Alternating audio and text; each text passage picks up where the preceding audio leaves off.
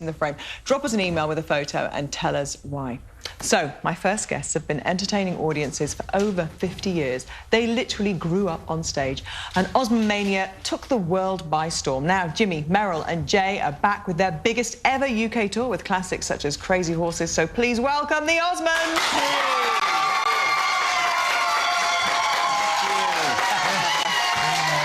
Great to be here. Thank you, Gaby. Oh, guys, thank you for coming.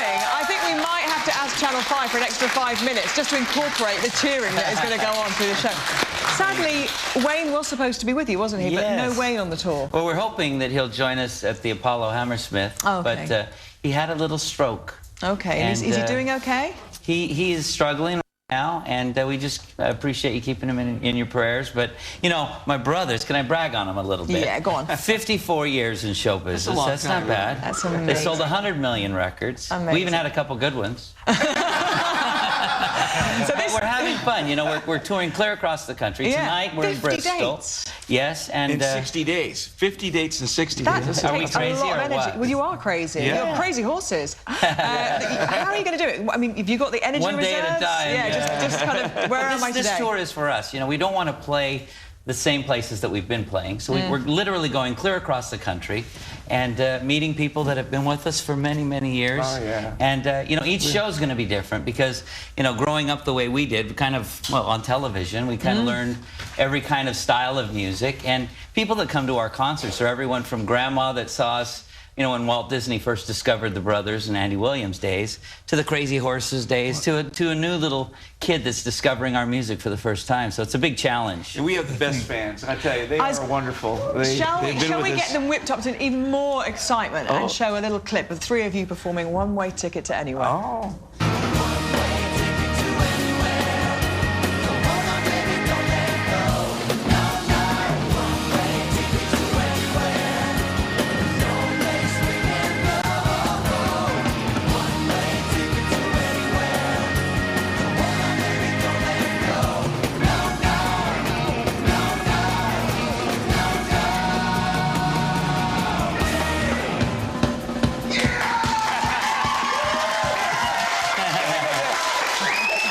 You got the drum lick on that thing.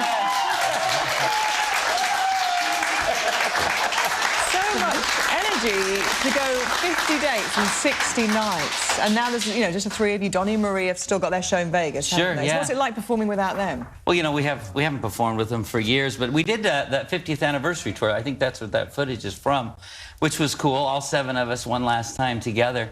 But, you know, the brothers, the core brothers that started it all, have never done less than 50 shows in 54 years. Isn't that amazing? These series of shows, though, are different because we're going to do an up-close and personal approach to the whole show. Every show will be different, and it'll be based on those that come too. Yeah. So they'll feed us back information. So you'll just They wanna take hear. requests if they shout Really, something it'd out. be like Do you that. have a kind of basic set that Yeah, you're going to there's a do? set list. And then you'll add in. You have to do the hit records, you know. But really, recently we went back into the studio. We had a blast.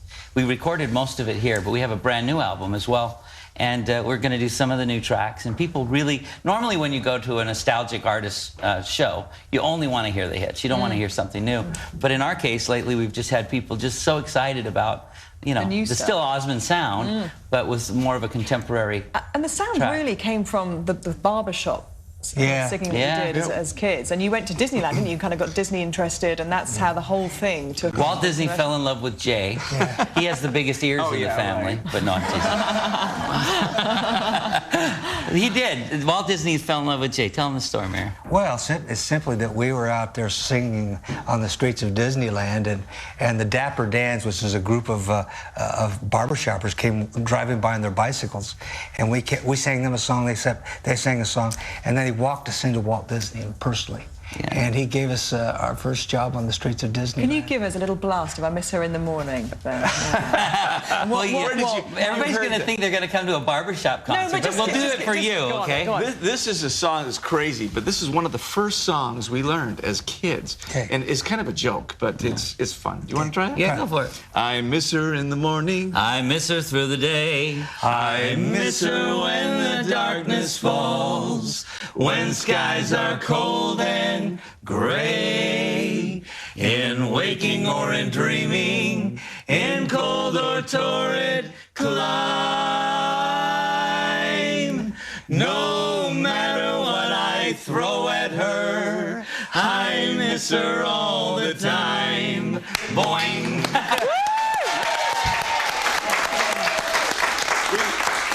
We have a lot of these little fun songs. Yeah, but as you say, this is not what the tour is going to be based on. No, it's not what the tour is about. But it is so cool to be able to do a show and literally change what we're doing, the whole set, and go into something like that that's spontaneous.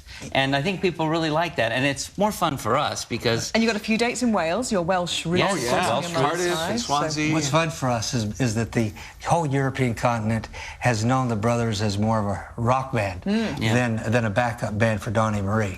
So it's going to be fun to start playing our guitars again, put the amps up, and turn up the volume. Yeah, one thing that we love is we also do a spot in the show where we take people through the years of all the different music genres we performed in and recorded, and the music is just and it's we just do it fun. visually too. Visually, we have a lot do of it, video in the show, and it's kind of fun because our lives have really been documented. Yeah. So it's fun to show photos. Stuff of you as kids. Was there ever a time when you kind of, I don't know, when you're teens or maybe your 20s, where you thought, I wish I hadn't kind of grown up in the spotlight. I wish I'd had a bit of time for me, because it really was from a very early age this public life and constant touring and constant performing, wasn't it? You know, I don't think we ever really went through. I know. We actually lived, I think, through a bubble.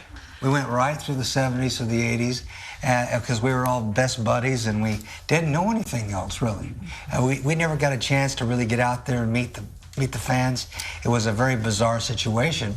But, you know, of course, we've looked back and said, I would have liked to have gone to a prom, or I would have liked to have had my own car, things like that. But what outweighs you ever had your own car? Never. You know, I must sort that after the tour, right? A lot of people don't know Merrill. You know, Merrill has a photographic memory. Yeah. He's just out of film. So we're... No, but I have to tell you, it hasn't always... Will you be bringing comedy to the whole show? I knew Merrill. It hasn't always been great. You know, we have this image of, you know, the brothers, we all get along and, you know, never an argument. Whoever's out in front, as long as it's an Osmond, we're supportive. And a lot of that's true.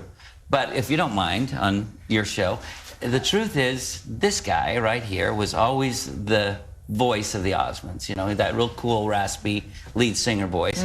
And I've seen my brothers that have sacrificed so much for us younger ones, because there'd be no Donnie Marie or Jimmy if it wasn't for these guys. I think parents had a part in it. Yeah, probably. But what's really kind of cool is to see how they've allowed other members of the family to come forward. Yeah. And I mean, I remember times when the record companies would say, no, I want this member of your family to sing the record because he happens to be the flavor of the month. The cool one at the moment. Yeah, when it was his record. And I think kudos to these guys for being so cool to be able to allow that to happen, you know.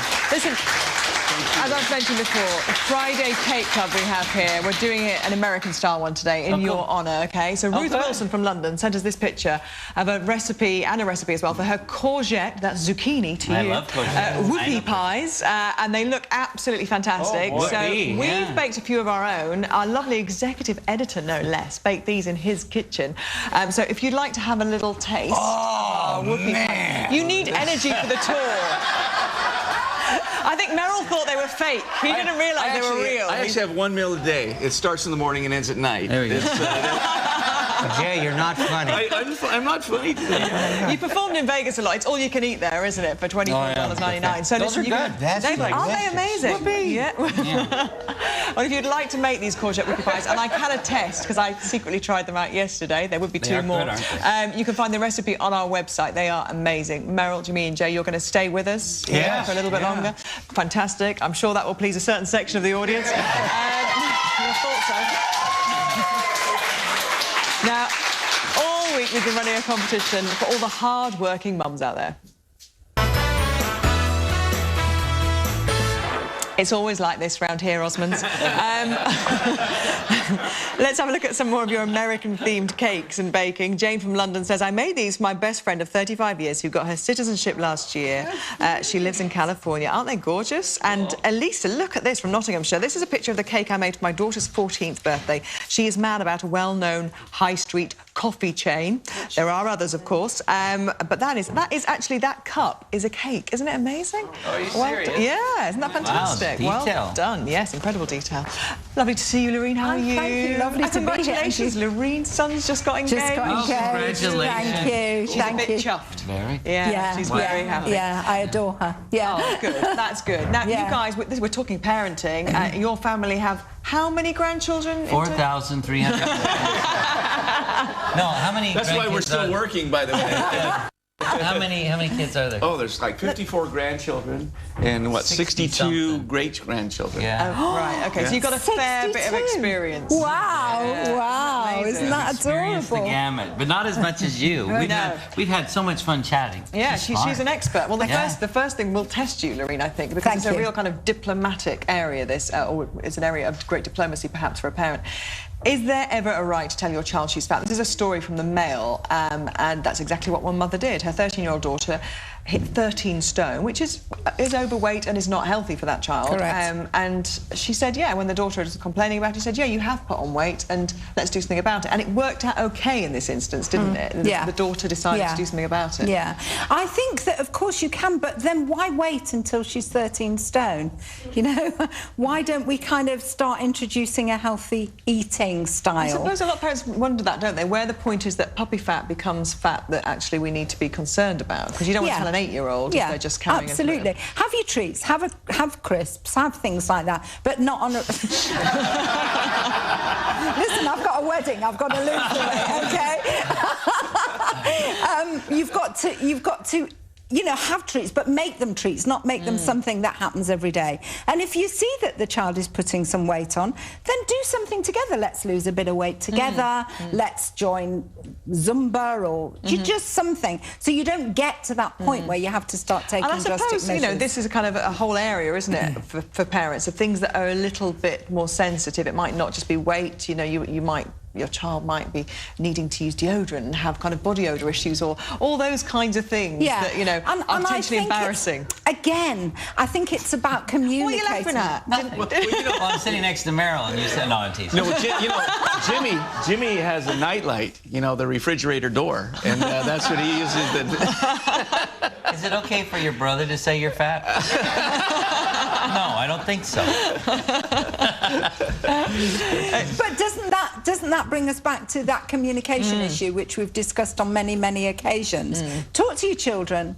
Have the lines of communication open where you can say something about, do you think maybe you've had one cupcake, that could be enough? You know, have that conversation going rather than just kind of wait until it's a bit late. This story was discussed on Matthew's show earlier on. When I heard about this yesterday, it kind of got my blood boiling a little bit. A government advisor has said that children at risk from the age of about 2 of going off the rails, you can point to that child by their behaviour at 2 and tell whether or not there may be a life of crime ahead of them. The reason why I was kind of so incensed because these headlines, you know, everybody who's had a 2-year-old knows there are moments when they go ballistic. And, you know, and have normal 2-year-old crazy behaviour. And so headlines like this, you know, for new parents must be quite scary. You think, well, my child is one of those children. So, you know, do the guidelines say what the difference is in, you know, the way temper tantrums? Yeah, I think the way it's been put, you know, it's put across is actually quite scary, as you say. However, if I may, I will just read you some statistics that I've got. Lowest talking families from the age of 12 months upwards learn 10 million words, lowest, right? Highest talking families learn 47 million words from the age of 12 months to 4 years. There is a direct link that children that come from impoverished talking families actually don't succeed in nursery, don't succeed in school, and a percentage of them will go on to commit crimes. So the moral of the story, as we have discussed on numerous occasions, talk to your children, praise your children, communicate with your children, all the time, never miss an opportunity, and therefore we can look. Thank you. We can then look to be reducing it rather than putting out scaremongering stories like this. And it is completely normal if your 2-year-old has a bit of a paddy fit and goes a little bit mad in the supermarket. Oh, I was crazy as a kid. I mean, you know, and Look how he turned out.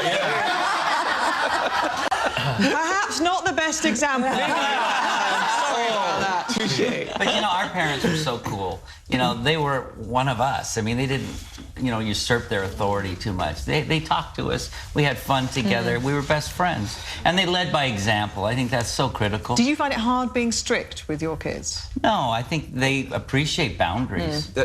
Kids love rules. They need to know where the boundaries are. Exactly. And You are just manna from heaven for Marie. I can go now because for me. The thing is, my dad told me I was fat. And I've never gotten over it. Yeah. I still think I'm fat. Yeah. No, but it's a true story. Well, it's a mental thing. So it's not what you say, it's how you say it. Precisely. Yeah. Communication. Precisely. Yeah. And he apologized for that, by the way. Did you know? And so that. No, he didn't. Dad, can you just send him Where's Linda Papadopoulos when you need her? Right, let's talk about another headline from the Mail. Busy parents relying on schools to teach their kids morals and not doing the groundwork at home themselves. I mean, I would expect my school to back me up on basic, you know, behavioural, moralistic issues.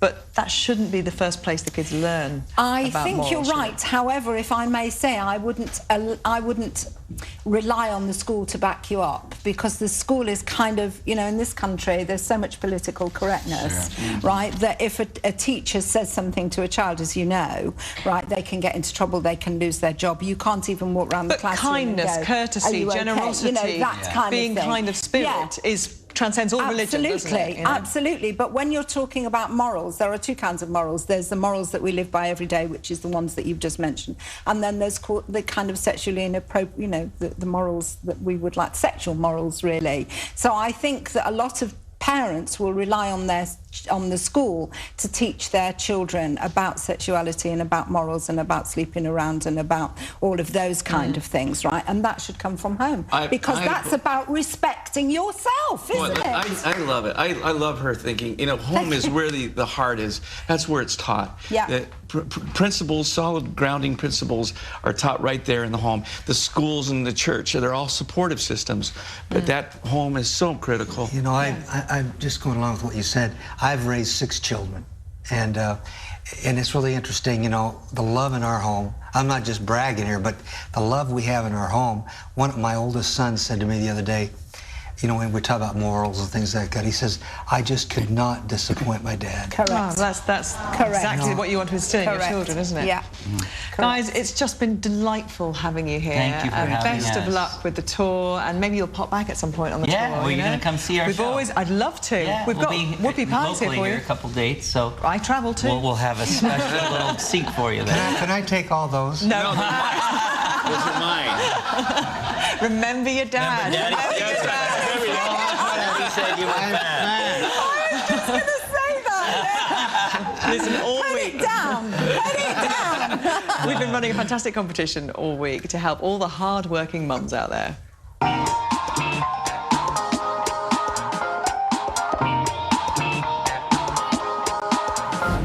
Mums, they're always there when you need them, aren't they? Do you think it's time to give your mum something back? To celebrate Mother's Day, we're teaming up with P&G to offer a fabulous pampering experience for 3 winning mums, and they get to bring a friend along too. That could be you. The prize will include a glamorous makeover and haircut for 2, shopping vouchers worth £500 each for mum and her guest, scrummy afternoon tea for 2 at a top London hotel. We'll also pay both persons' travel costs for the trip to London to a total value of £500. To receive a host of your everyday household and beauty essentials. If you want to win these great prizes for your mum, all you need to do is tell us in detail what makes her so special. So if you want to nominate your mother, or indeed any marvellous mum or guardian who you think deserves to win, just email your name and contact details to us.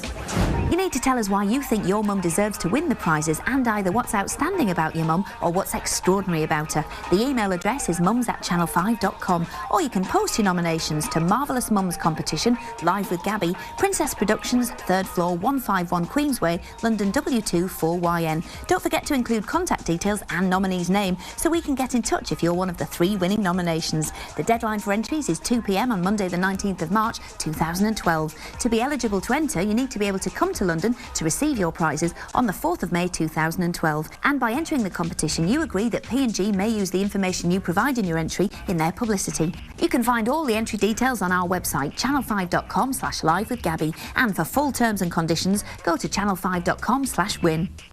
Right. Best of luck. Have a go, but you have to be 18 or over to enter. No, don't stop on my account. Talk amongst yourselves. We're having a good time here. I know, it's lovely. After the break, the Barking Blondes, Anna and Joe, reporting from Crufts with their wonderful dogs. Who'd have thought there'd be a canine freestyle competition? Yes, doggy dancing. We'll find out a bit more after the ads. See you soon.